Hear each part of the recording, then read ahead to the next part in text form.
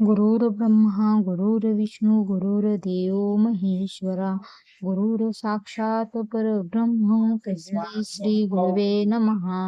ह्या श्लोकाचा अर्थ: गुरु म्हणजे ब्रह्मा, म्हणजे ज्ञान निर्माण करणारा. गुरु आपल्या जीवनात शिक्षणाचे आणि संस्काराचे बीजे पेरतो, म्हणून तो ब्रह्मा मानला जातो. गुरु म्हणजे विष्णू, तो जीवनात स्थिरता, सुसंस्कार आणि पालन करण्याचे कार्य करतो. गुरुर्देव महेश्वरा, गुरु म्हणजे शंकर, अज्ञान, अंधकार आणि दुर्विचार यांचा नाश करणारा.